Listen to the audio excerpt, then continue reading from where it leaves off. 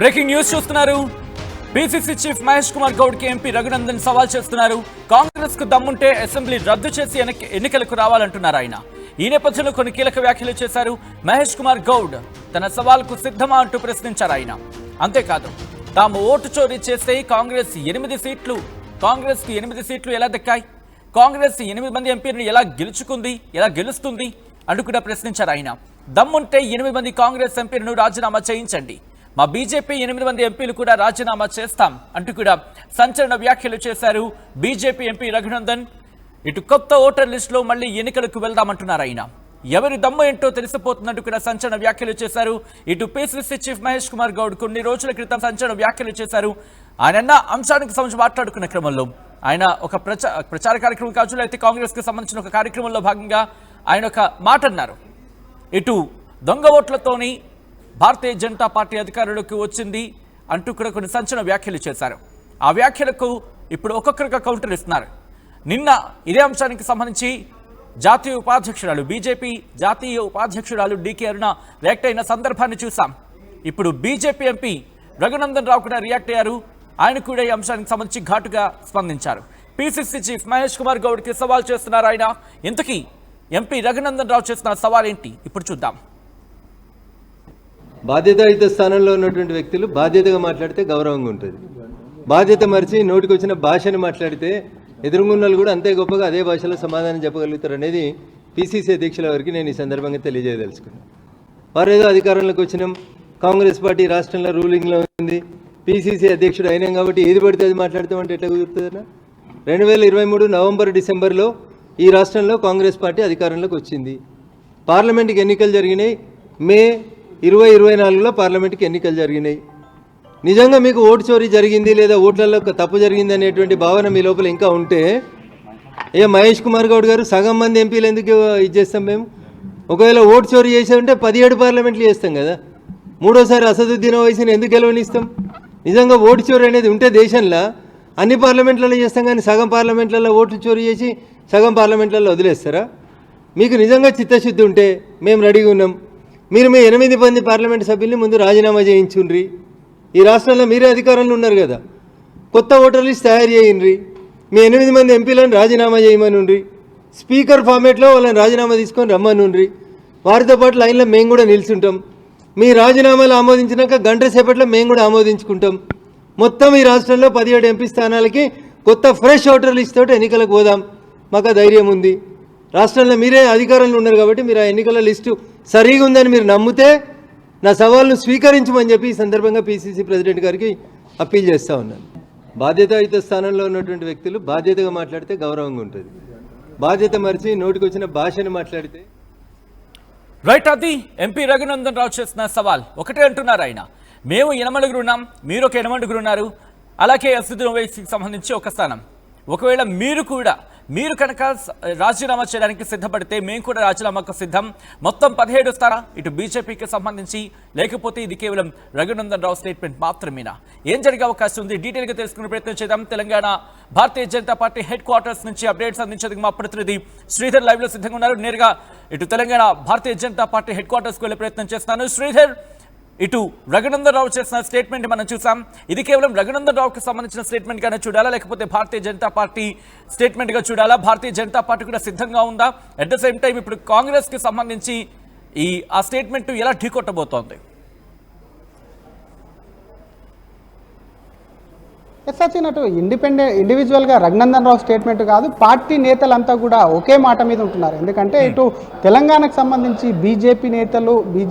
ముఖ్యంగా బీజేపీ ఎంపీలు 8 మంది కూడా దొంగ ఓట్లతో గెలిచారని అటు పిసిసి చీఫ్ మహేష్ కుమార్ గౌడ్ చేసినటువంటి వ్యాఖ్యలకు ముక్త కంఠంతో కూడా అటు బీజేపీ ఏపీ నేతలు ఖండిస్తున్నారు. అసలు 8 మంది నిజంగానే దొంగ ఓట్లతో గెలిస్తే 8 మంది గెలవాల్సినటువంటి పరిస్థితి ఏముంది అని రఘునందన్ రావు ప్రశ్నిస్తూ, మరి మీరెట్లా 8 మంది గెలిచారు? అసలు అసదుద్దీన్ను ఎందుకు గెలిపిస్తామని రఘునందన్ రావు ఇంకోవైపు ప్రశ్నిస్తూనే మరొక పక్క దమ్ముంటే కాంగ్రెస్కు చెందినటువంటి 8 మంది ఎంపీలు కూడా రాజీనామా చేయాలి. వాళ్ళు రాజీనామా చేసి ఆమోదం తెలుపుకున్న వెంటనే 1 గంట లోపల తాము కూడా రాజీనామా చేసి మళ్ళీ ఎన్నికలకు వెళ్దాం. ఎందుకంటే కొత్తగా ఉన్నటువంటి ఓటర్ లిస్ట్ ఏదైతే ఉందో ఎన్నికలకు ముందు ఓటర్ లిస్ట్ రిలీజ్ చేశారు. అప్పుడు ఆ ఓటర్ లిస్టు కాంగ్రెస్కు ఆమోగ్యయోగ్యమై చెప్పి కాంగ్రెస్ నేతలు ఓకే అంటే అప్పుడు ఎన్నికలకు వెళ్దాం. అసలు కాంగ్రెస్ నేతలు కానివ్వండి, పిసిసి కానివ్వండి, ఒక బాధ్యతాయుతమైనటువంటి పదవిలో ఉండే ఏది పడితే అది మాట్లాడితే సరికాదు, చూసుకొని మాట్లాడాలి. ఎందుకంటే గత ఎన్నికలకు సంబంధించి ఎంపీ కాదు, గత అసెంబ్లీ ఎన్నికలకు సంబంధించి కూడా అటు కాంగ్రెస్ అధికారంలోకి వచ్చింది కాబట్టి అసలు అసెంబ్లీ ఎన్నికలకు లోక్సభ ఎన్నికలకు కూడా 6 నెలల తేడాతోనే ఉంది. అప్పుడు రాష్ట్రంలో కూడా ఒకవైపు కాంగ్రెస్ పార్టీ అధికారంలో ఉంది కాబట్టి ఈ 6 నెలల మధ్యలో దాదాపుగా సేమ్ ఓటర్ లిస్టుతో ఓట్లు జరిగాయి. కాబట్టి మరి కాంగ్రెస్ కూడా దొంగ ఓట్లతోనే కూడా ఇటు రాష్ట్రంలో అధికారంలోకి వచ్చిందా? కేవలం అటు 8 మంది ఎంపీలే కాదు, ఇంకా దమ్ముంటే కూడా పూర్తి స్థాయిలో పూర్తిగా కూడా అసెంబ్లీని రద్దు చేయాలి, అందరూ రాజీనామా చేయాలి, అప్పుడు కొత్తగా ఎన్నికలకు వెళ్దామని చెప్పి రఘునందన్ రావు అంటుంటే, మరొక పక్క అటు నిన్న డీకేఆర్న కానివ్వండి, ఈరోజు బండి సంజయ్ కానివ్వండి, నిన్న ఆర్టీవ్తో ఎక్స్క్లూజివ్ కూడా అటు బీజేపీ రాష్ట్ర అధ్యక్షులు రామచంద్రరావు కూడా మాట్లాడుతూ అసలు దొంగ ఓట్లకు సంబంధించినటువంటి అంశం మీద కాంగ్రెస్ మరి ఇటు తెలంగాణలో కానివ్వండి, కర్ణాటకలో అని హిమాచల్ ప్రదేశ్లో 3 రాష్ట్రాల అధికారంలో ఉంది, అక్కడ కూడా వాళ్ళు దొంగ ఓట్లతో గెలిచారా? అయితే ముఖ్యంగా తెలంగాణలో దాదాపుగా అధికారంలోకి వచ్చి 20 నెలలు కూడా కాంగ్రెస్ పాలన కొనసాగుతుంది, ఇక్కడ కూడా మరి ఆ దొంగ ఓట్లతో గెలిచి పరిపాలన సాగిస్తున్నారా అంటూ కూడా బీజేపీ ఒకవైపు వారి మీద రివర్స్ అటాక్ చేస్తుంది. అసలు మహేష్ కుమార్ గౌడే కాదు, కాంగ్రెస్ తీరు చూస్తేనే తమకు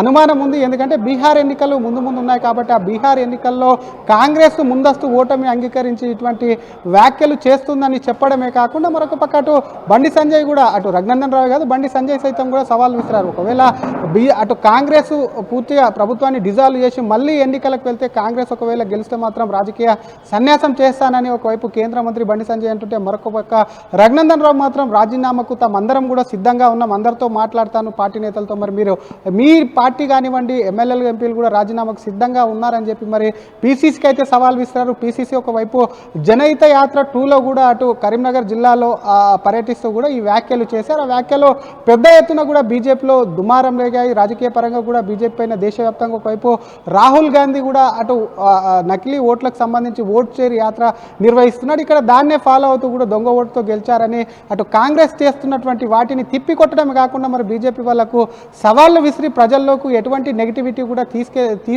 వెళ్లకుండా కూడా మరి బీజేపీ ముందస్తు కూడా కాంగ్రెస్ నేతల యొక్క ఆరోపణలు తిప్పికొడుతున్నటువంటి పరిస్థితి అయితే ఉంది. సచిన్, మరి ఇటు బీజేపీ ఎంపీ రఘునందన్ రావు కానివ్వండి, బండి సంజయ్ కానివ్వండి, డీకేఆర్న కానివ్వండి, బీజేపీ రాష్ట్ర అధ్యక్షుడు మరి రామచంద్రరావు, ఇతర బీజేపీ నేతలు కూడా మాట్లాడుతూ కూడా ఒకటే సవాల్ విస్తున్నారు. నిజంగా మీకు నమ్మకం లేకపోతే ఆందోళన బాట పట్టబోతుందా భారతీయ జనతా పార్టీ? ఎందుకంటే ఏకంగా ఇక్కడ ఆరోపణ ఏకంగా భారతీయ జనతా పార్టీకి సంబంధించి చేసిన పరిస్థితుల్లో ఏమైనా ఆందోళన బాట పట్టబోతుందా ఇటు భారతీయ జనతా పార్టీ?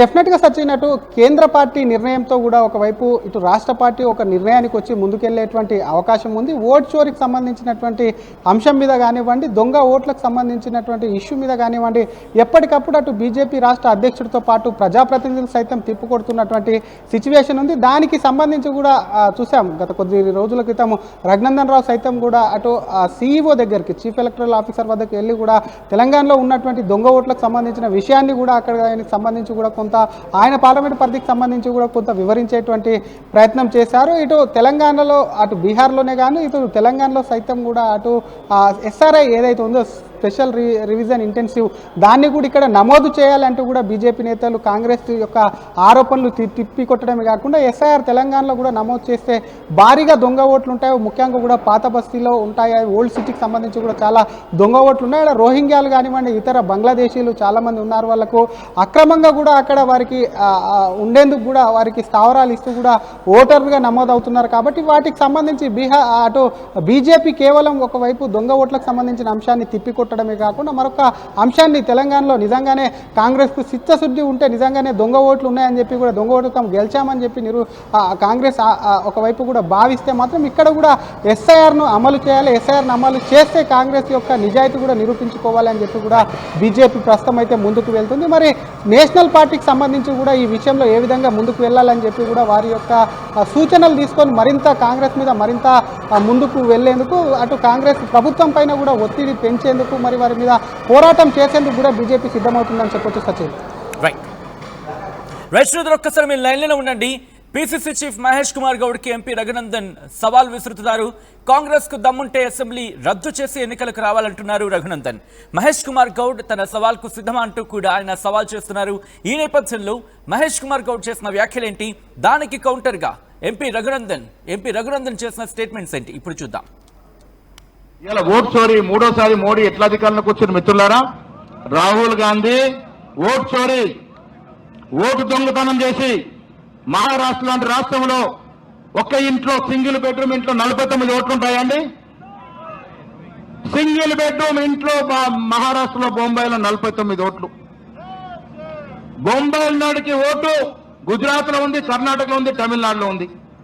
అంటే ఎప్పుడు ఎక్కడ రాష్ట్రంలో ఎన్నికలు అయితే అక్కడ పోయి ఓటేస్తున్నాడు వాడు, బీజేపీ సానుభూతిపాడు. అదే బీహార్లో ఎస్సీ ఎస్టీ బీసీ ఓటు తెలుగుస్తారు, ఎందుకంటే కాంగ్రెస్ పడతాయని.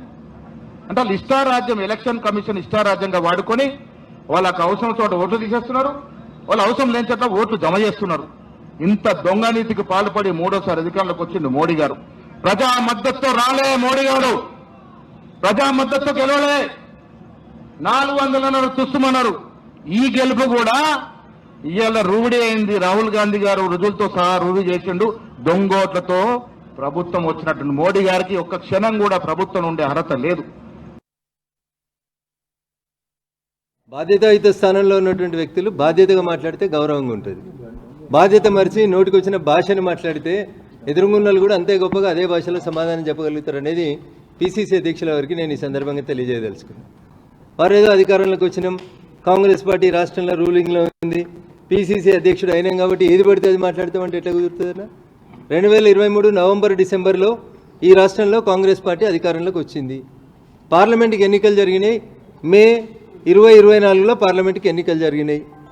నిజంగా మీకు ఓటు చోరీ జరిగింది లేదా ఓట్లలో తప్పు జరిగింది అనేటువంటి భావన మీ లోపల ఇంకా ఉంటే మహేష్ కుమార్ గౌడ్ గారు సగం మంది ఎంపీలు ఎందుకు ఇది చేస్తాం మేము? ఒకవేళ ఓటు చోరీ చేసే ఉంటే 17 పార్లమెంట్లు చేస్తాం కదా. మూడోసారి అసదుద్దీన్ ఓవైసీని ఎందుకు గెలవనిస్తాం? నిజంగా ఓటు చోరీ అనేది ఉంటే దేశంలో అన్ని పార్లమెంట్లలో చేస్తాం, కానీ సగం పార్లమెంట్లలో ఓట్లు చోరీ చేసి సగం పార్లమెంట్లలో వదిలేస్తారా? మీకు నిజంగా చిత్తశుద్ధి ఉంటే మేము రెడీగా ఉన్నాం. మీరు మీ 8 మంది పార్లమెంట్ సభ్యుల్ని ముందు రాజీనామా చేయించుండ్రి. ఈ రాష్ట్రంలో మీరే అధికారంలో ఉన్నారు కదా, కొత్త ఓటర్ లిస్ట్ తయారు చేయండి. మీ 8 మంది ఎంపీలను రాజీనామా చేయమనుండ్రి. స్పీకర్ ఫార్మేట్లో వాళ్ళని రాజీనామా తీసుకొని రమ్మనుండ్రి. వారితో పాటు లైన్లో మేము కూడా నిల్చుంటాం. మీ రాజీనామాలు ఆమోదించినాక గంట సేపట్లో మేము కూడా ఆమోదించుకుంటాం.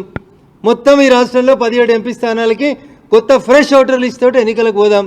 మాకు ధైర్యం ఉంది. రాష్ట్రంలో మీరే అధికారంలో ఉన్నారు కాబట్టి మీరు ఆ ఎన్నికల లిస్టు సరిగా ఉందని మీరు నమ్మితే నా సవాల్ను స్వీకరించమని చెప్పి ఈ సందర్భంగా పిసిసి ప్రెసిడెంట్ గారికి